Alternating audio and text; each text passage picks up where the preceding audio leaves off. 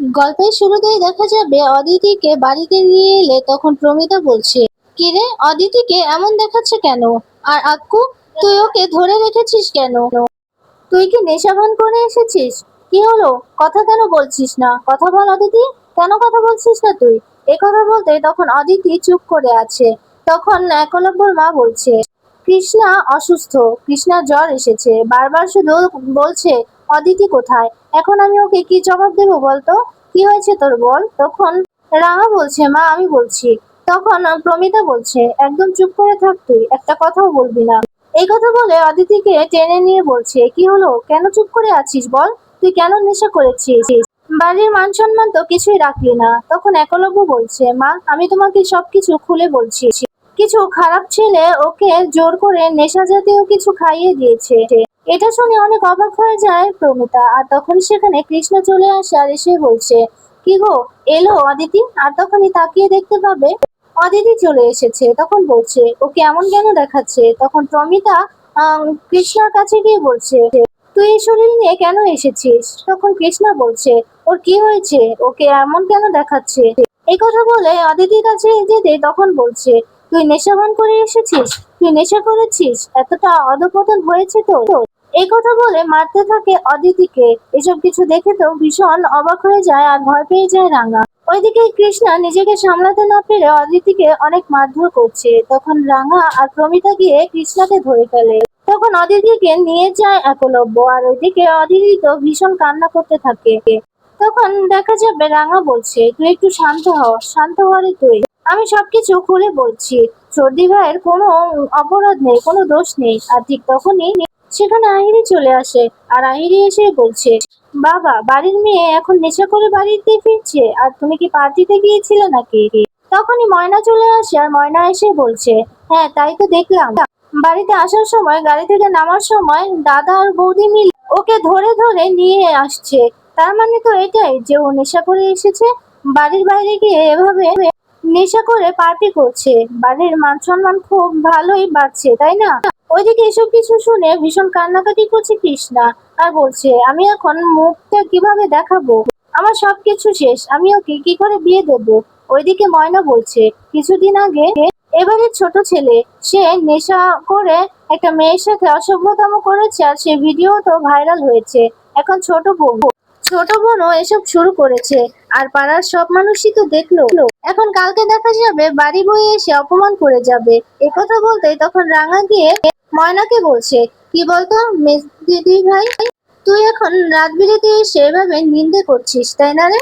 আর হ্যাঁ, আমাদের বাড়ির মেয়ের সম্মান বাঁচাতে সেই জন্যই আমরা গিয়েছি। তোদের মতো এভাবে টাকা চুরি করে নিয়ে, বাড়ির দলিল চুরি করে নিয়ে খাইনি। এসব কথা বলতে তখন দেখা যাবে বৃন্দা সেখানে চলে আসে। বৃন্দা এসে মনে মনে বলছে, ওরা যেহেতু ওকে কথা শোনাতে পারছে, সেহেতু আমি কেন ছাড়বো। এই কথা বলে অদিতির কাছে এসে বলছে, কি অদিতি, তুমি কি পার্টিতে গিয়েছিলে নাকি? এখন তো আবার পার্টি বেরিয়েছে, এখন ড্রাগস করে পার্টি করা হচ্ছে। এই কথা বলতে ময়না বলছে, হ্যাঁ গো দিদি ভাই, আমি তো এই কথাই বলেছি, সেই জন্য আমাকে কীর্তি কথা শোনালো। তখন একলব্য বলছে, প্লিজ তোমরা এবার থামো তো, তোমরা এবার থামো, অনেক কথা বলে ফেলেছো তোমরা। তোমরা রাত বিরেতে না ঘুমিয়ে এখানে এসে পরচর্চা করছো। আর তখনই প্রমিতা রেগে যায়, রেগে গিয়ে বলছে, তোমাদের আসলে কোনো মান সম্মান বোধ নেই, তাই না? তোমাদের এখানে থাকতে দেওয়া হয়েছে, তোমরা যা যা করেছো সেগুলো কি ভুলে গেছো? তখনই সেখানে আহিরি চলে আসে, আর আহিরি এসে বলছে, আন্টি আপনি কিন্তু এটা একদম ঠিক কথা বলছেন না। কারণ এই বাড়ির মেয়ে এখন অপকর্ম করে বেরিয়েছে। তখন প্রমিতা বলছে, তুমি বাইরের মানুষ, বাইরের মানুষের মতো থাকবে। তখন দেখা যাবে আহিরি বলছে, আমি বাইরের মানুষ মানে? আমাকে তো সমান ভাগ দেওয়া হয়েছে, রাঙা যদি বলতে পারে তাহলে আমিও বলতে পারবো। তখন এই কথা শুনে রাঙা বলছে, কি রে আহিরি দিদি, তোর আসল মুখোশ বেরিয়ে এলো। কিছুদিন আগে যখন এ বাড়িতে তোকে আনা হয় তখন তো খুবই তোর কাদো কাদো মুখ ছিল। তুই নাকি অপমানে মরে যাবি, সেই কারণেই তো তোকে এই বাড়িতে নিয়ে আসা হয়েছে।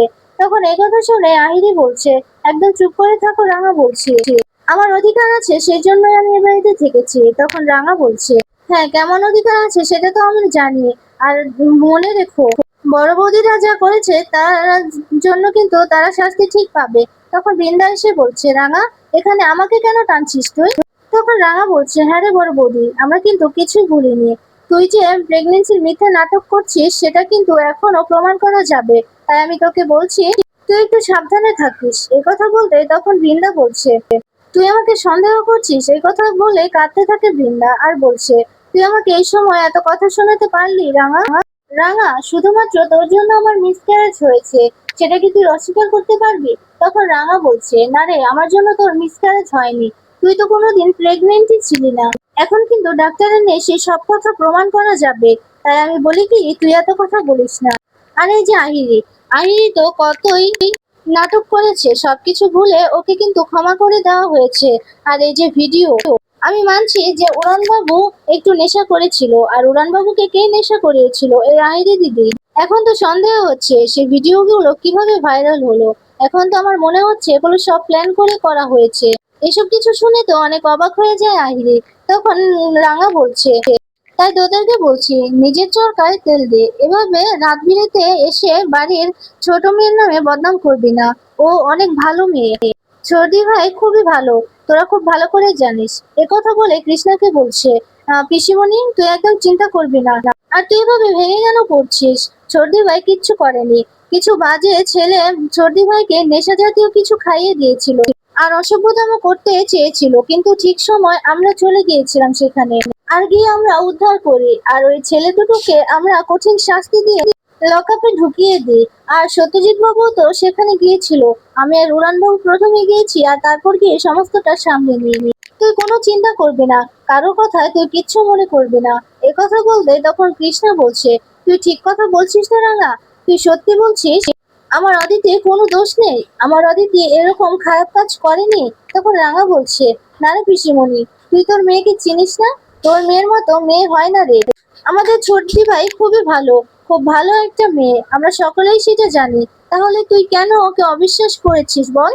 তখন দেখা যাবে একলব্য বলছে, হ্যাঁ পিসিমণি, আমরা গিয়ে ওখানটা সামলে নিয়েছি, আর ওদেরকে জেলে ঢুকিয়ে দিয়েছে সত্যজিৎ বাবু। একথা বলতে তখন রাঙা পিসিমণিকে বলছে, তুই রেস্ট কর, আর আমি ছোটদি ভাইকে ঘরে নিয়ে যাই। একথা বলে সেখান থেকে চলে যায়। তখন দেখা যাবে আহিরি একলব্যর কাছে গিয়ে বলছে, একলব্য, রাঙা আমাকে এভাবে অপমান করেছে, তুমি কেন কিছু বললে না? আচ্ছা, তুমি চুপ করে কেন আছো? ও যদি আমাকে এভাবে অপমানই করবে তাহলে আমাকে আমার বাড়ি থেকে কেন নিয়ে এলো? আমি ওখানেই থাকতাম, ওখানেই পড়ে থাকতাম। পাড়ার লোকগুলো আমাকে অপমান করতো আর আমাকে মেরে সেখানেই ফেলে রাখতো, তাহলে আমাকে কেন আনলে বলো? তোমার কাছে কোনো উত্তর নেই তাই না? ঠিক আছে, আমিও দেখে নেব। একথা বলে সেখান থেকে চলে যায়। বৃন্দা আর ময়নাও পিছু পিছু চলে যায়। তখন প্রমিতা সত্যজিৎ বাবুর কাছে হাত জোড় করে বলছে, দেখুন, আপনার কাছে আমি ক্ষমা চাইছি। আসলে আমাদের পরিবারে এমন একটা পরিস্থিতি এসেছে যে আমাদের বাড়ির শান্তিটুকুও চলে গেছে। তখন দেখা যাবে সত্যজিৎ বাবু বলছে, ঠিক আছে, কোনো ব্যাপার না, আমি কিছু মনে করিনি, কিন্তু আপনাদের কাছে আমার একটা প্রস্তাব আছে। এই কথা বলতে তখন প্রমিতা বলছে, প্রস্তাব? কিসের প্রস্তাব? আর তখনই রাঙা সেখানে চলে আসে। বৃন্দার ময়নাও চুপি চুপি সেগুলো শুনতে থাকে। তখন সত্যজিৎ বাবু কৃষ্ণাকে বলছে, আসলে আমার আপনাকে কিছু বলার আছে, আপনার কাছে আমার কিছু চাওয়ার আছে। আপনারা যদি কিছু মনে না করেন তাহলে আমি অদিতির দায়িত্ব নিতে চাই। এই কথা শুনে বৃন্দা আর ময়না তো ভীষণ অবাক হয়ে যায়। তখন রাঙা তো ভীষণ খুশি হয়। তখন প্রমিতা বলছে, আপনার কথার কোনো আগামাথা কিছুই বুঝতে পারিনি আমরা, কোনো মানেই বুঝতে পারিনি। তখন দেখা যাবে সত্যজিৎ বাবু বলছে, আপনাদের যদি কোনো আপত্তি না থাকে আর আপনারা যদি আমাকে যোগ্য বলে মনে করেন তাহলে আমি অদিতিকে বিয়ে করতে চাই। আমার মনে হয় আমি যদি খুব ভুল না হই তাহলে অদিতিও আমাকে ভালোবাসে। তখনই রাঙা এসে বলছে, হরে, হ মা, ছোটদি ভাইও ভালোবাসে, ছোটদি ভাইও সত্যজিৎ বাবুকে ভালোবাসে, আর সেটা আমি আর ছোটদি ভাই জানি। এই কথা বলে হাসতে থাকে রাঙা। তখন প্রমিতা তো এসব কিছু শুনে ভীষণ খুশি হয়। তখন প্রমিতা কৃষ্ণাকে গিয়ে বলছে, কৃষ্ণা, শুনেছো তুমি? তখন কৃষ্ণা বলছে, আপনি খুব ভালো একটা সম্বন্ধ এনেছেন, আমি খুবই খুশি হয়েছি, কিন্তু আমারও তো গার্জিয়ান আছে। আমার গার্জিয়ান বলতে আমার দাদা আর বৌদি, তাদের অনুমতি ছাড়া আমি কিছুই বলতে পারবো না। এই কথা বলতে তখন প্রমিতা বলছে, এত ভালো সম্বন্ধ কেউ না করে? দূর পাগলি, আমরা তো রাজি। সত্যজিৎ বাবুর মতো এত ভালো একজন মানুষের কাছে আমাদের বাড়ির মেয়ের বিয়ে হবে, সেখানে আমরা আপত্তি কেন করব? এ কথা শুনে ভীষণ খুশি হয় রাঙা, আর একলব্য ভীষণ খুশি হয়। তখন রাঙা একলব্যের দিকে তাকিয়ে হাসতে থাকে আর ইশারায় বলছে, সবকিছু ঠিক আছে না? তখন একলব্য ইশারা করছে। ওইদিকে বৃন্দা বলছে, এটা কি করে সম্ভব? এত বড় পুলিশ অফিসারের সাথে আমাদের বাড়ির অদিতির বিয়ে? তখন ময়না বলছে, বর্দি ভাই, যদি এমনটা হয় তাহলে তো অদিতি আমাদের উপর ছুরি ঘুরাবে। তখনই আহিরি বলছে, তোমরা আমার রুমে চলো, তোমাদের সাথে আমার কথা আছে। একথা বলে আহিরি চলে যায় আর পিছু পিছু ময়নাও চলে যায়। আর বৃন্দা দাঁড়িয়ে দাঁড়িয়ে ভাবছে, বিয়েটা কিছুতে হতে দেওয়া যাবে না, তাহলে তো সবাই আমাদের ঘাড়ের উপর চেপে বসবে, আর বিশেষ করে রাঙা। আর তারপর দেখা যাবে ওইদিকে একলব্য রুমে দাঁড়িয়ে আছে আর রাঙা ঘরে গিয়ে নাচতে থাকে আর বলতে থাকে, উড়ান বাবু, আমি আজকে খুবই খুশি আমি, কারণ আজকে চর্দি ভাইয়ের মনের ইচ্ছাটা পূরণ হয়েছে। আমার চর্দি ভাইকে এখন এই কথাটা না জানালে আমার কিছুতেই ভালো লাগছে না। এই কথা বলে বিছানার উপর বসে বসে বলছে, আচ্ছা, চর্দি ভাইকে তো এই খবরটা জানাতে হবে, আমি বরং জানিয়ে আসি। এ কথা বলতে আবার বলছে, না না, এখন তো ঘুমোচ্ছে, কালকে সকালেই না হয় বলবো। এই কথা বলে তখন রাঙা দেখতে পায় একলব্য তার দিকে তাকিয়ে আছে। তখন রাঙা গিয়ে বলছে, কিরে উড়ান বাবু, আমি তোর মতি গতি কিছুই বুঝতে পারছি না। তুই মাঝে মধ্যে দেখি আমার দিকে হা করে তাকিয়ে থাকিস, আর আমি জঙ্গল, তোর মেয়ে দেখে কি আমি কি জীবজন্তু নাকি? আরে আমি সাধারণ মানুষ, তোদের মতোই মানুষ। এ কথা বলে হাসতে থাকে। তখন একলব্য চুপ আছে দেখে রাঙা বলছে, কি হয়েছে তোর উড়ান বাবু? তখন একলব্য বলছে, আহিরি যতদিন এ বাড়িতে আছে আমার মনে হয় না সবকিছু ঠিকঠাক ভাবে চলবে। আমার কেন যেন মনে হচ্ছে আমাদের এই শান্তিটা বেশি দিন টিকবে না। এ কথা বলতে চিন্তিত হয়ে যায় রাঙা। ওইদিকে দেখা যাবে আহিরি বৃন্দাদের বলছে, আজকে রাঙা যা কিছু করছে সবকিছুর জন্য তোমরা দায়ী। তখন বৃন্দা বলছে, মানে আমরা দায়ী মানে? তখন ময়না বলছে, তুমি কি বলতে চাইছো? তখন আহিরি বলছে, দেখো, আমি তোমাদের বুঝিয়ে বলছি, রাঙা যতদিন ধরে বাড়িতে এসেছে তবে থেকেই কিন্তু রাঙা এবারে সমস্ত কাজ করে নিচ্ছে, সেই কারণে কিন্তু সবাই ওকে মাথায় তুলে নাচছে। তখন বৃন্দা বলছে, তার মানে তুমি কি বলতে চাইছো আমাদের সব কাজ করতে বলছো? আরে আমরা তো কোনো কাজই করি না, কাজ করার জন্য তো কাজের লোক রাখা হয়েছে। তখন ময়না বলছে, আসলে আমার ওইসব কাজ টাজ করতে একদম ভালো লাগে না। তখন আইরি বলছে, এই কারণে, ঠিক এই কারণেই রাঙার প্রায়োরিটিটা এ বাড়িতে সবার প্রথমে।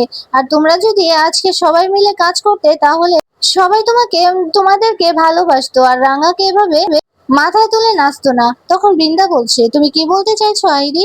সবার ভালোবাসা পাওয়ার জন্য এখন আমাদের কি কাজ করতে হবে? তখন আইরি বলছে, আমি সেই কথা বলিনি। আজকে তোমরা যেটা করেছো, তুমি আর মেজদা ভাই যেটা করেছো, তার জন্য তোমাদের এ বাড়িতে কোনোদিনও সম্মানটা ফিরে আসবে না। সম্মানটা ফিরিয়ে আনতে আমি তোমাদের একটা বুদ্ধি দিচ্ছি, তোমরা শোনো। এই কথা বলতে তখন বলছে, একটা প্ল্যান আছে, তোমরা সবাই মনোযোগ দিয়ে শোনো। আমাদের এখানে তো পুজো, আর আমি একলব্যর বান্ধবী হিসেবে তো বাইরে অ্যাটেন্ড করতেই পারি, কিন্তু ঘরেও আমাকে অ্যাটেন্ড থাকতে হবে। পুজোর সমস্ত কাজ আমরা সবাই মিলে, মানে আমরা তিনজনে মিলে ভাগাভাগি করে নেব। আমরা সমস্ত কাজ করে নেব, তাহলে রাঙার কাছে আর কিছুই থাকবে না। তখন রাঙা তো একেবারে সব দিক থেকে একা হয়ে যাবে, কোনো কাজ টাজও থাকবে না। তখন আমরা যদি কাজ করি, সবাই আমাদের উপর খুশি হয়ে যাবে, আর আমরা সেই সুযোগটাকে কাজে লাগাবো। ওইদিকে দেখা যাবে রাঙা একলব্যকে বলছে, পুরান বাবু, আহিরি দিদি তোকে কোনোদিনও ভালোবেসে এ বাড়িতে আসেনি। ওর এ বাড়িতে আসার উদ্দেশ্যই হচ্ছে তোকে আর আমাকে আলাদা করার। বড় বৌদি প্রেগনেন্সিটা কিন্তু নাটক করছে, বড় বৌদি প্রেগনেন্ট নয়। আর এই যে তুই দেখ, আহিরি দিদির সাথে তোর যে ভিডিও ভাইরাল হয়েছে, সেই ভিডিওটা কেউ ইচ্ছে করে করেছে, আর সেটা আমি প্রমাণ করে দেব। আর আমার সব দিকে নজর আছে, আর আমি আহিরি দিদির দিকে নজর রাখছি, তুই একদম চিন্তা করিস না। আচ্ছা ওরান বাবু, তোর কি মনে হয় আহিরি দিদি নাটক করছে না? তুই কি ভাবছিস বলতো? এই কথা বলতে তখন একলব্য তাকিয়ে আছে রাঙার দিকে।